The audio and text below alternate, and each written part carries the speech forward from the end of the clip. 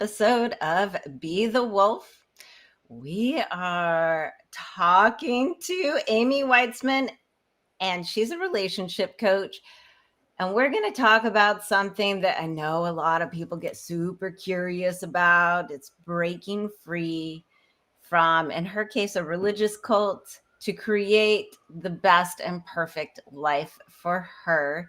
And I know that's hot topic with like the Nexium documentary, second season coming out. And people are always fascinated by getting people that get stuck in cults. But you, Amy, you grew up in one.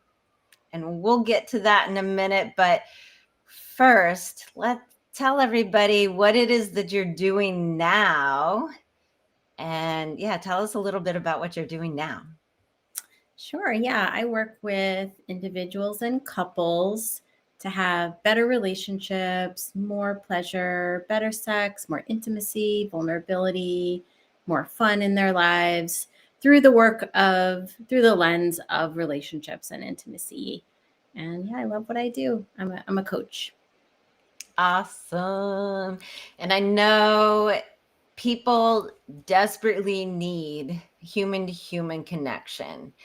And when you have a lot of beliefs and a lot of things all wound up that keep you maybe a little bit afraid to be alone, or you've had some adverse experiences in your life, it's really hard to create that deep connection and that deep intimacy, especially if you grew up in what you call purity culture. Yes, that is what I call it. And what I love about that phrase, that's really pretty new, just in the last few years, I've started to hear it just more and more often, is that instead of everyone kind of thinking, well, mine was a little different, or I was in this religion or that subsect of another religion, it just gives us a common language to say that mostly women, but I think all genders are affected by this. We're told that in some ways that being human was not okay, and really, really reducing their sense of self-expression and increasing shame and reducing pleasure to the point where, yeah, it really makes it hard to be happy or live a fulfilling life. Yeah, purity. And I find, purity culture has long, long lasting effects on people. Yeah, it's interesting. Two of my very good friends grew up in religious cults with purity culture, and they've broken free, obviously, or else they probably wouldn't be friends with me. Maybe loosely friends, but we wouldn't be as tight as we are. And one thing that, I think you said, you hit something really important, is not necessarily allowing happiness. And I think it's like having to live inside of a certain box that's predetermined for you. And I think whether you grew up in a religious cult, other kind of cult, regular household, we all have these expectations of what we're supposed to be like, whether they're cultural or familial. And there's a piece that I've been thinking a lot about, and I always look to nature when I'm looking to understand things. And I think about the growing of a tree, right? It's an organism or a plant. And what it's going to do what's right for it. It's not going to necessarily bend and contort the way we do to fit into a particular mold. I guess if you potted it in a plant, it would be forced to, or potted it in a pot, it would be forced to. Sure. But that place of those boundaries of what you were told is supposed to be right. What were some of the things that you were told that now looking back was sort of a denial of self that you were told to fit into? What was the pot you were told to fit into that now you can see was a denial of what's healthy and right for the organism of you? Yeah, that's a great question. Um, I think I was told that happiness should not be a driving force of life, and that suffering and what this, you know, God who was male wanted from me should be my driving force of life. And I think there was a deep knowing in me that that couldn't possibly be completely true. And maybe none of it was true. Um, and there were other beliefs that went along with that, which is that, like, my body must be tightly controlled at all times. And even my thinking must be tightly controlled at all times. Um, and if you didn't do those things, something really, really bad could happen to you. But what's interesting is, like, something really, really bad was happening to me. And it wasn't what was going on in my own mind or normal and natural desires of the human body. It was these beliefs. It was like, that the calls coming from inside the house kind of moment when I figured out that it wasn't, who I was, but this set of beliefs that was causing me harm, that was like right in my inner circle. Yeah, and belief is one of the most powerful forces there is. And one of my mentors talks about beliefs as decisions, and Mm-hmm. it is a much more empowered way to think about it, but it's very true because you believe something because at some point in time, you chose to accept that it's true. Mm-hmm. And so even when we're little and we think, "Oh, we have no choice." Mm-hmm. You have no choice but this and this and this. And you do. You Mm-hmm. might not like any of those choices. You could run away from the family and probably not live, or you could choose to accept what they're dishing out. Mm-hmm. I mean, those are two terrible choices, but there is a choice. It's true. And I wrestled with that choice like 100%. Yep. yeah, I can only imagine. But when we think about these decisions that we make, and sometimes we don't have the resources to really make a good decision for us, but we're always, I believe, Mm-hmm. right? I've chosen to accept as true that we are always doing the best that we can with the resources we have. And the unfortunate thing about beliefs is most people don't know how to upgrade their beliefs based on where they are now. So, what were some of the clues Mm-hmm. or some of the choices, some of the early choices that you can remember making around? Yeah. I mean, a lot of them, I made a lot of maladaptive choices. Um, but there's definitely some pivotal moments probably for each decade. Um, One I can think about is choosing to go to college really far away, which Mm, wasn't a practical choice. Wasn't an economical choice.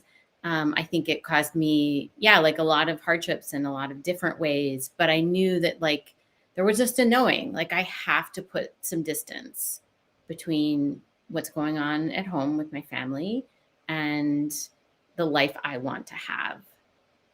So that was one pivotal moment, where I just knew I only applied to two schools, both in Boston, and I knew I just had to be here. Um, Another is after a whole bunch of chronic health issues in my 20s, which I had really had since childhood. They'd morphed and changed, and I'd gone to different doctors, and I'd also started therapy in my 20s. Um, this moment where it just seemed like there were so many problems and nobody had a real answer for me, but the kind of the day-to-day symptom was I was tired all the time, couldn't sleep, was tired all the time.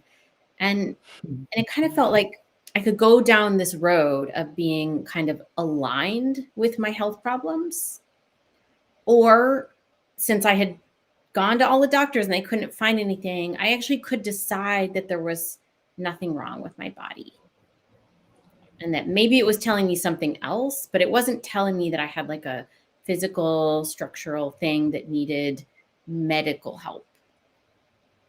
Um, and that was a really empowered choice. Yeah. Looking back. There's a couple things that, I really love to pull out those things where somebody says like, oh, this story is so extreme to one side. And also we all there's mirrors in here for everybody's life. And so I think a lot of people listening and watching can relate to that idea of, I need to go to college as far away as possible. I literally chose between the two schools I was accepted to, I chose the one that was farther away, specifically because it was farther away. So needing to get out of a place that's really constrictive and contractive, that's not healthy for the organism of you, I think is something a lot of people can really relate to. And so making that choice is an empowered choice. You had a little more space to breathe and start to probably pay attention to the body stuff. And the body stuff is really big, because if we think about that metaphor of the tree, if the tree is going to lean towards the light, right, that might be the college all the way across the country, lean towards the light to find what's best for me, the organism, as far instead of growing straight so that I could stay in the shade and suffer. There's clues when a plant is not healthy. Its leaves might start to brown or shrivel when it's not getting the resources and the nourishment that it actually needs. And we tend to, with our conscious minds, overpower our body and just keep going, keep going, keep going. So I'd really like to lean into that space of paying attention to the body and paying attention to what it's telling you, because, over as a whole, I think people are really stressed out.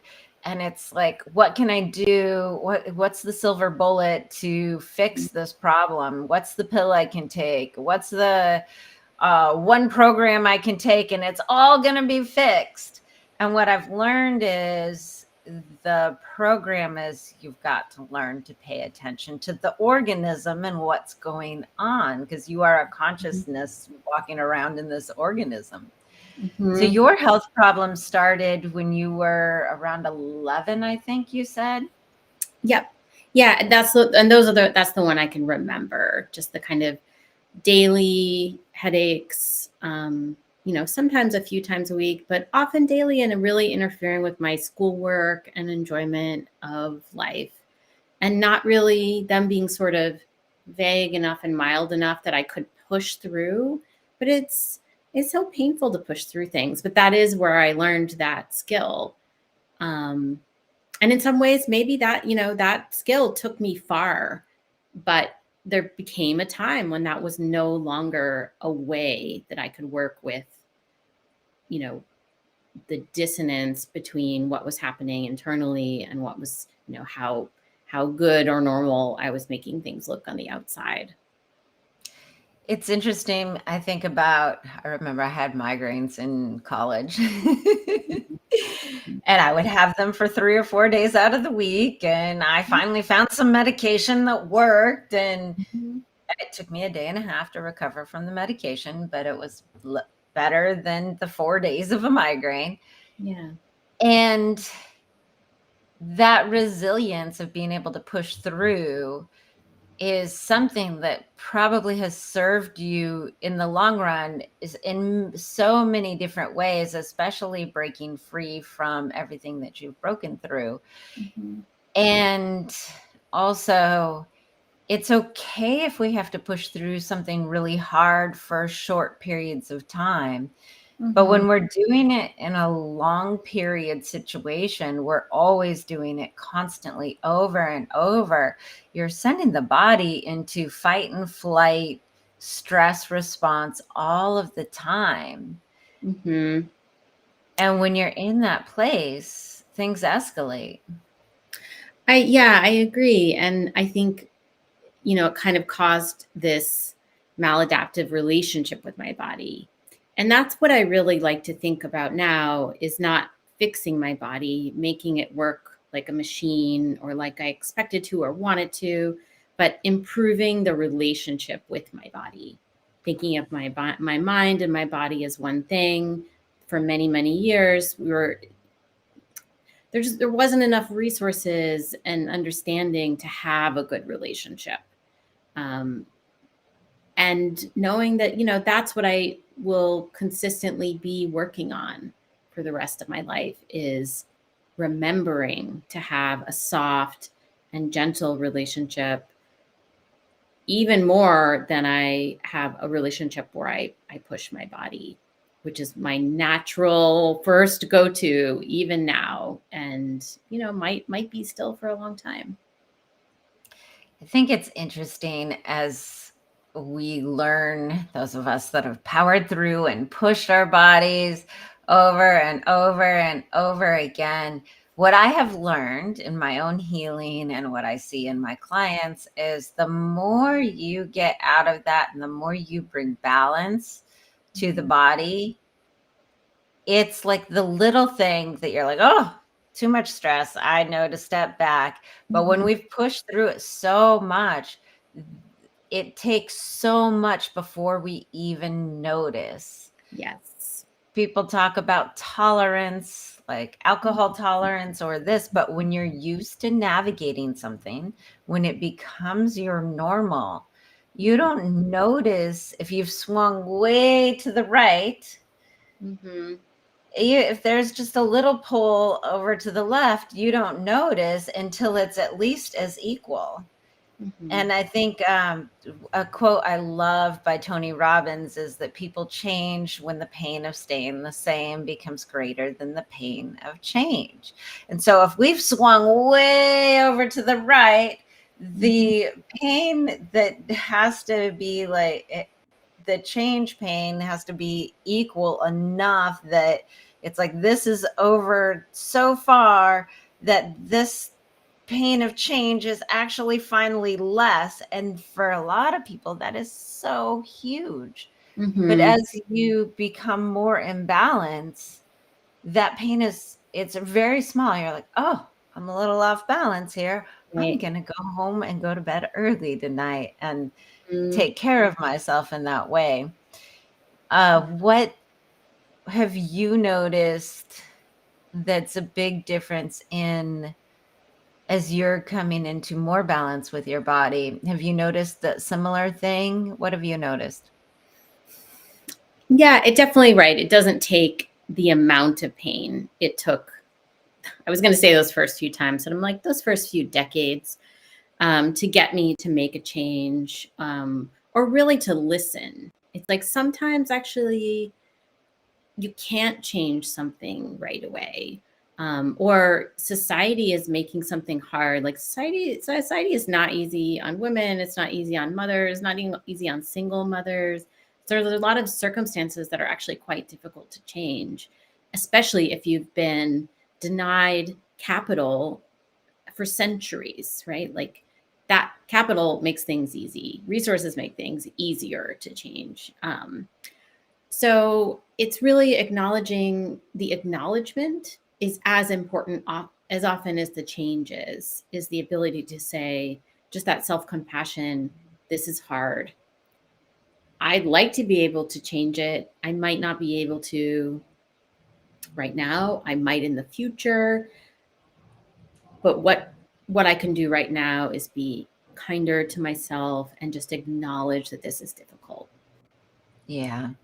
I think there's a big piece in that in acceptance. Just, Mm-hmm. okay, this is the way it is, Mm-hmm. and it's hard, Mm-hmm. and that's okay.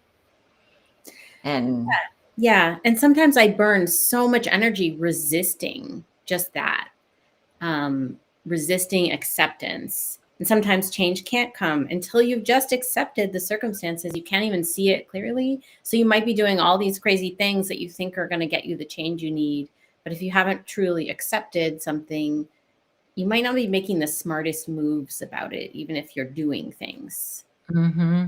Well, Yeah. I think so. That's a really, really important part is Mm. we as people are so often running, trying to get out of pain, whatever it is, trying to get out of pain, resisting.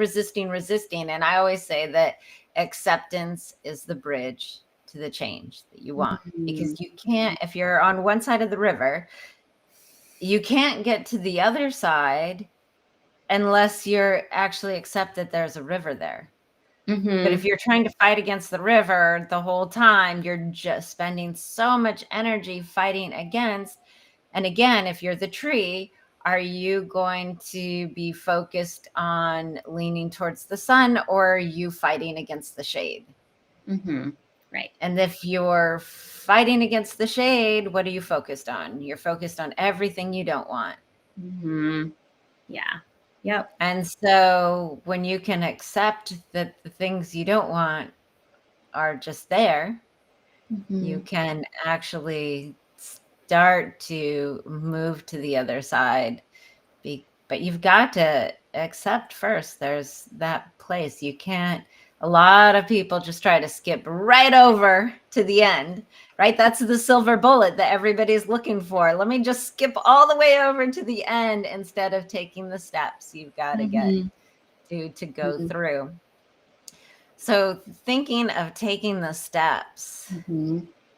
growing up in purity culture, Mhm. getting away for college, Mhm. what was the next step to helping you break free?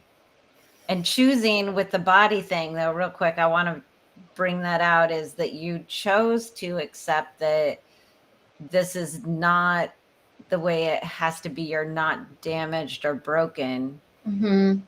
that you can choose the possibility of healing. Yeah. Yes, there was definitely these moments where it's like, well, maybe all the difficulty of my childhood is just going to make things difficult for me for the rest of my life. I'm carrying this stuff in my body now, and I'm just kind of stuck with it, and it's going to constantly cause problems. Um,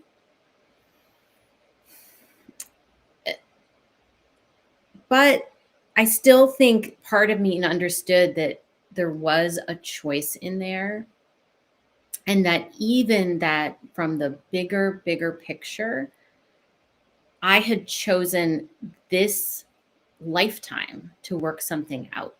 So going back to even before I was born, that actually this was not, this is something I would say is something that's come to me more in my 40s, but that believing that I chose to be here on this exact path is actually really important to me, because that gives me agency. It doesn't feel like someone handed me something really hard. And I also want to acknowledge that, like, people are handed much harder things than me, or maybe they choose them. I don't get to decide that for them. But for me, I think deciding that I chose it even before this life was created is important to me. Does that answer It's, the question? yeah, well, it's the idea of choice Mm. gives you agency. You don't have to be a victim to everything. Are you going to choose to get up and do what you need to do to heal your body? Or are you going to choose to eat all the terrible things and uh, have terrible relationships and all of these things? And I know for my own experience, what I've seen in my clients, we continue to make the choices until they don't work anymore. Yeah. And Yeah. we have to really understand that it doesn't work anymore. Mhm. and but when you choose a belief system that you made the choice to be here, Mhm. then you're right. You have agency. Your choices have long tail. I mean, we are living the choices that we made 6 months ago. Mm-hmm. They're playing out in our life right now, even Mm-hmm. more than that. So that choice that you chose to be here and you have some Mm-hmm. stuff to work out, and choosing that you're not broken, that you can heal, Mm-hmm. giving you agency to move forward in your life. So what happened next for in your series of choices that allowed you to break free from a cult that's really very controlling? Mm-hmm. Right. And it's right. It's a lot of it is mind control. And so, you think, oh, I'll leave home and then all that will all evaporate. And that was a very rude awakening to find that I had brought that with me, even when I thought I was doing the opposite of what they said I should do. I was still doing it with the same tone and harshness and self perfectionism and sort of self criticalness that I had been taught to do. And that was the much more insidious thing to work with. Um, but in terms of like some more pivotal moments and choices, was that in my late 30s, I went to an ecstatic dance, and I'd been in therapy for a long time, every week, sometimes twice a week. I'd done EMDR, I'd done all the things. I'd been, really, really working on stuff and healing, and a wonderful mindfulness program that changed things quite a bit for me.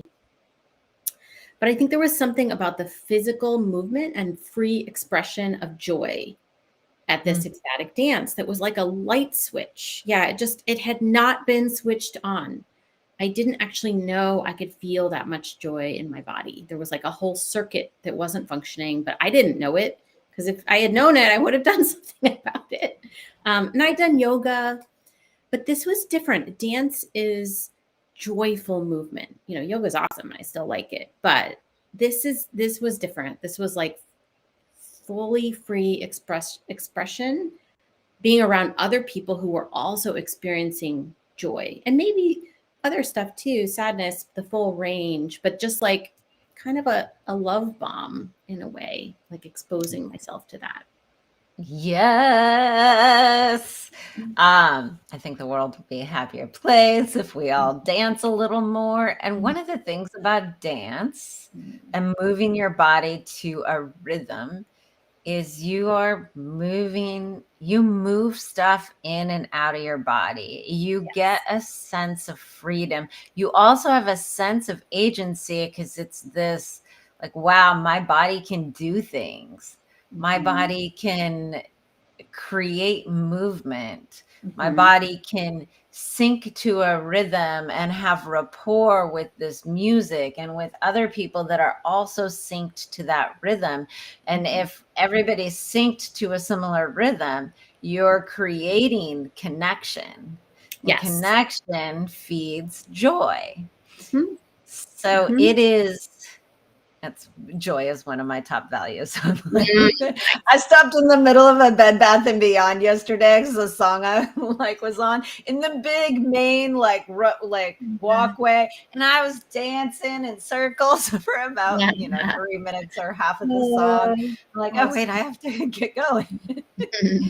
But there is something so freeing about Mm-hmm. allowing yourself to have joy, and you were brought up in a world where you were not supposed to have joy. Mm-hmm. Well, we were, but only about certain things that didn't really resonate with me. That wasn't who I was. That wasn't useful. What were you allowed to have joy about?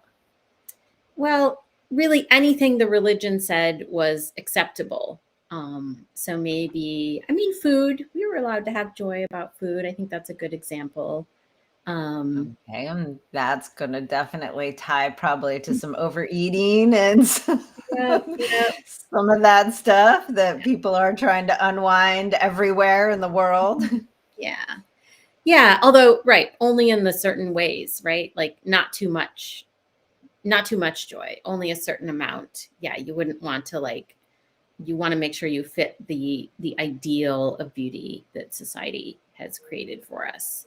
That was in there too, like that perfectionism. It's almost even, everything was, even the joys that were allowed had a box around them in a way that a dance, a room full of people expressing themselves any way they want to, is so powerful. Because I remember going and just like, I would go every week and I would be like, wow, I could just move in ways that feel good to me. And then sometimes I'd get stuck. I'd be like, what does feel good to me? I don't even know. And then I would have a rough time at dance and leave kind of unfulfilled, or worry that like I should be spending more time with my children instead of out here doing this thing for me. Like all kinds of stuff would kind of try and limit what I call my pleasure ceiling.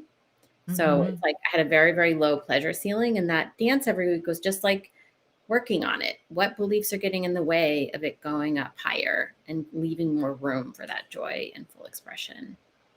I love that. So, what was the pivotal moment when you really broke free from your purity culture boundaries?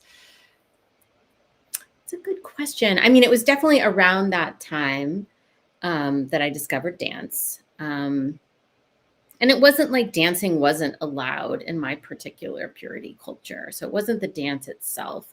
It was the not caring what other people thought of how I Mm, looked or how I acted. What, you know, I think, and that was around the time I both became an artist, that I did not know I was an artist, and also got divorced. And that was also, so that I think that, the thing around divorce was like, that was such a taboo move. And then that's right.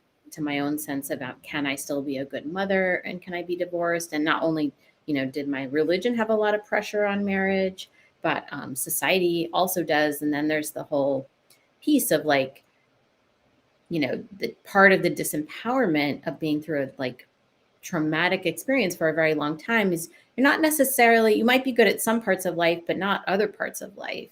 And so it's like, can I do this on my own? Can I let go of the stability of being married? Can I trust myself to figure it out in all areas, even though there's some that I was able to put aside so I could work on others? One of the things that I really love about what you're saying is I think it is so relatable. I Mm-hmm. think people think like, well, what is it when if you're in sort of a cult type environment that has mind control? Like how do people stay in that? How do people get in that? But what you're talking about breaking free from, the the boundaries of what you're supposed to be. You're Yeah. supposed to be a good mom. You're supposed to get married. You're supposed to not feel pleasure, not allow yourself to be sexually free, not hold it in the balance, be worried about and concerned about what everybody thinks. All of those things are things that most everybody goes through at some point. And when you're looking towards leaning into becoming the wolf and being who you're born to be, it's the tree that's going to lean towards the light. You can't be bound by the other things. And so breaking free from those things, I think in certain circumstances is much more not easy than other circumstances. And I think so many people have their own levels of how much of that they've got to break through, no matter what kind of life they grew up in. Absolutely. Yeah. And I really think it's important not to feel that if someone is struggling to find a life that has ample pleasure, that they enjoy, where their relationships are really beautiful and bring them ease. It's like you don't have to have gone through something terrible to struggle with that. And so I really don't like to compare. Like I definitely I had a more dramatic journey in some ways. I needed many more years of therapy just to get up to kind of a level where I could start to develop some of the tools and skills that some other people may have been working on years earlier at that stage in life. But I also think sometimes, yeah, there's just a way in which like nothing really horrible happened, but people didn't figure out how to live a life that's fulfilling to them. And Yeah.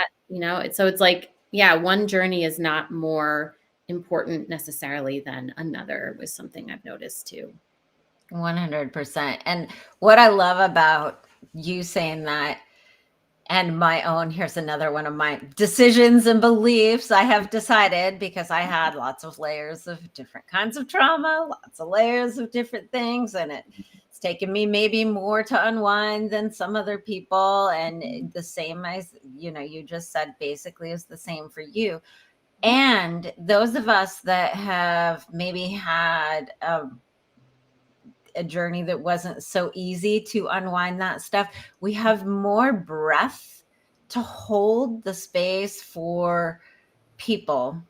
I one of my beliefs is that you can only really take people as far as you yourself have come. Mhm. And so I feel, and I experience in my work with my clients, that I can hold a lot more space for people that have had a lot of trauma. I can hold more of that because I've broken through it. And Mhm. so the unconscious mind, or that knowing, is going to really only let itself fully feel safe with people that have been able to break through those things as well. And so for you as a coach, leaning into helping people with intimacy and relationship and that kind of connection and reclaiming that pleasure and joy, I think is incredibly important. And how I can see that you have, I haven't worked with you, but you're going to have more possibility of being able to bring people through more the more you heal in your life, and you'll have a wider range than maybe somebody else that does similar work. Mhm.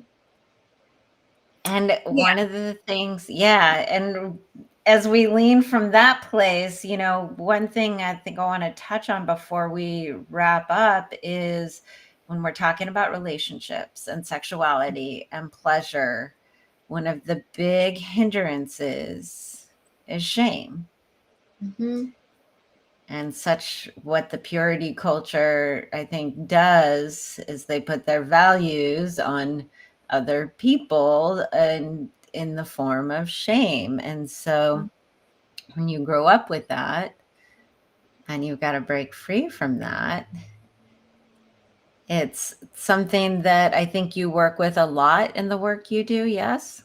Yes. Yeah. And I think the amount of shame I had to let go of to be able to have um a life where sexuality is a creative, beautiful, wonderful part of my life, the amount of shame I had to break through gave me these tools, including tools I developed that are unique to me, and that are shareable. But it was sort of like I had to innovate. There wasn't someone out there who was putting a shingle out and saying, I'd like to work with shame, except kind of for Brene Brown. And I love her Right. for it. It was finding her was pivotal for me to understand what was still in my way at that time. And so yes, I really think like shame is the blocker of creativity, and creativity is the thing that makes for great sex. And it is I also love vulnerability. that. Shame is a blocker to vulnerability, and you also can't have Right. great sex without vulnerability. Yeah. Right. And Hmm. that vulnerability is such, whether you're having sex or having a conversation, the openness, and we could say it's vulnerability. Vulnerability for people has this like, oh my God, it's so scary. Hmm. Um, but it's really about openness, being able to just like be fully open. Because Yeah. if you no longer have any shame, like I tell stories sometimes and people are like, oh my God, that's so vulnerable. But it doesn't feel like that. Oh, vulnerable, because Yeah. there's no shame around it. It just feels open and free. And so Yeah. that is, Mhm. I think, that probably a cornerstone to that intimacy and great sex. Yes, yes. And that was like, it's like I got there incrementally, just like everyone else. The first conversation was really hard. And that vulnerability felt totally foreign. And, add on the body shame that's coming at women, but everyone from all the angles. And so it's like a perfect storm where you can't talk about anything. Um, but yeah, just step by step. And that's, I would say, like the last 10 years. Is I've been dating, and I've had um, various all kinds of romantic partnerships during that time, and that's allowed me to just keep working through that shame around my body and around sexuality. And what's amazing is that every time I show up, really great things happen. I mean, occasionally something unfortunate happens that's not fun, but it's like I show up, I do the work, I love myself enough to keep working on saying no to shame. It tries all the time. And yet I Mhm. just use that self love, that self compassion to keep looking it in the eye and saying, you don't have power over me anymore. Yeah. Mhm. Wonderful.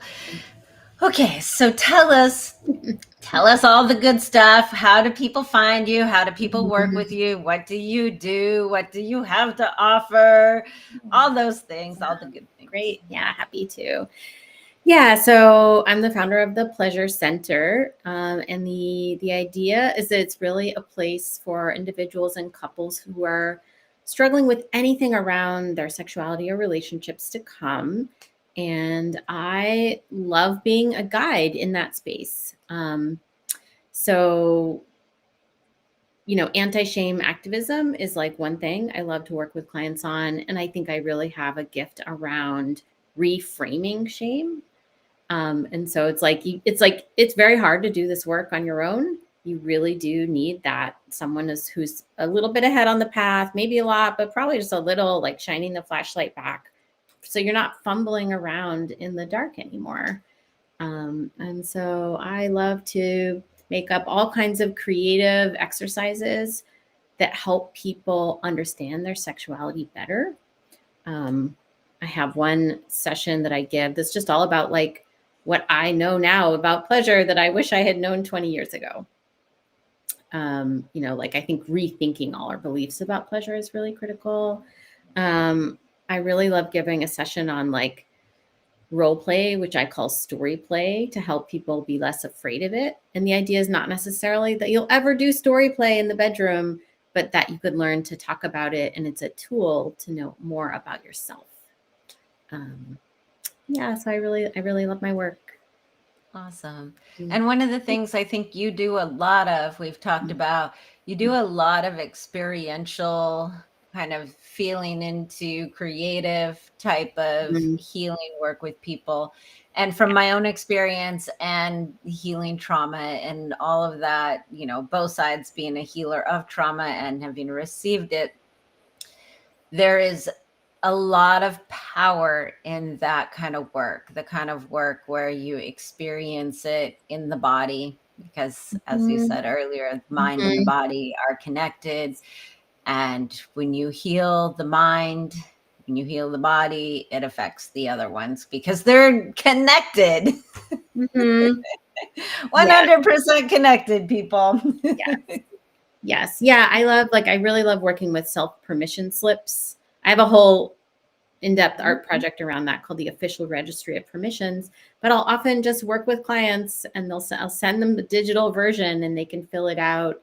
And one of my favorite things is being on Zooms and seeing people's permission slips behind them, and the empowerment of giving oneself permission. I think this Yeah. work can actually be really fun. And that's something I think I also bring that's a little more unique. Awesome. Yes, bring in the joy. Yeah. All righty. All righty. Oh, and so those of you listening, you can find her at thepleasure.center. Oh, Amy, thank you for sharing part of your journey and some of the things you have learned. I know how important it is that we each lean into our own version of the sunshine, our own version of the joy. And I love that you're a guiding light for others to do that. Thank you so much. It was wonderful to talk with you. Yay. All right, everybody. You all have a beautiful day.